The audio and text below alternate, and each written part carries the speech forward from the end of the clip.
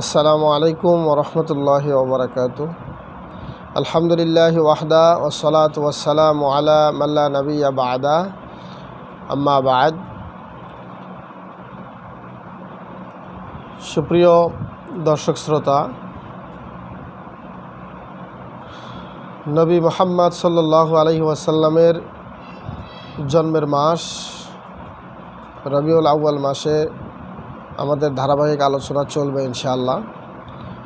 তো সেই লক্ষ্যে আজকে আমরা সংক্ষিপ্ত সময়ে সর্বোচ্চ 4-5 মিনিটের মধ্যে যে বিষয়টি নিয়ে আলোচনা শুনব সেটি হচ্ছে নবী জীবনের শেষ অধ্যায়, মুহাম্মদ সাল্লাল্লাহু আলাইহি ওয়াসাল্লামের জীবনের শেষ অধ্যায়। হজ থেকে ফিরে জিলহজের বাকি দিনগুলো 11 হিজরির মুহররম ও সফর, পুরো 2 মাস রাসূল সাল্লাল্লাহু আলাইহি ওয়াসাল্লাম কিন্তু মদিনায় অবস্থান করেছিলেন।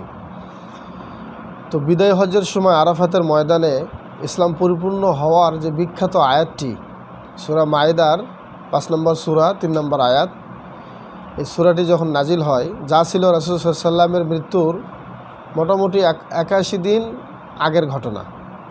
তো ইবনে ওমর রাদিয়াল্লাহু তাআলা আনহু বলেন, অতঃপর আইয়ামে তাশরিকের মধ্যবর্তী দিনে মিনায় সূরা নসর নাজিল হয়। মৃত্যুর 50 দিন পূর্বে নাজিল হয় কালালার বিখ্যাত যে আয়াত, সূরা নিসার 176 নম্বর আয়াতটি, এটি নাজিল হয়। অর্থাৎ ওই যে আস্তাফতুনাকা ফিল কালালা, এই আয়াতটি আল্লাহ তাআলা নাজিল করেন। অতঃপর মৃত্যুর 35 দিন পূর্বে নাজিল হয় সূরা তাওবার সর্বশেষ 2টি আয়াত। সেই 2টি আয়াত হচ্ছে, লাকাদ জাআকুম রাসূলুম মিন আনফুসিকুম আজিজুন আলাইহি মা আনিতুম হারিসুন আলাইকুম বিল মুমিনিনা রাউফুর রহিম ফাইন তাওয়াল্লাউ ফাকুল হাসবিয়াল্লাহ লা ইলাহা ইল্লাহু আলাইহি তাওয়াক্কালতু ওয়া হুয়া রাব্বুল আরশিল আযীম। অর্থাৎ নিশ্চয়ই তোমাদের কাছে এসেছেন তোমাদের মধ্য থেকেই একজন রসুল, তোমাদের দুঃখ কষ্ট যার উপরে কষ্টদায়ক। আল্লাহ আমাদেরকে এভাবে বললেন। এরপর আল্লাহ আরও বলছেন, তিনি তোমাদেরকে মঙ্গলকামী ও মুমিনদের প্রতি স্নেহশীল ও দয়ালু।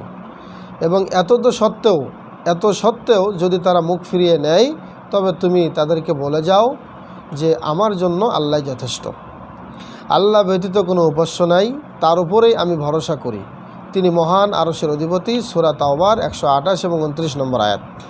অতঃপর মৃত্যুর 21 দিন মতান্তরে 7 দিন পূর্বে নাজিল হয় কোরআনের সর্বশেষ আয়াতটি, সেটি হচ্ছে ওয়াত্তাকু ইয়াওমান তুরজাউনা ফীহি ইলাল্লাহ সুম্মা তুওয়াফা কুল্লু নাফসিম মা কাসাবাত ওয়া হুম লা ইউযলামুন।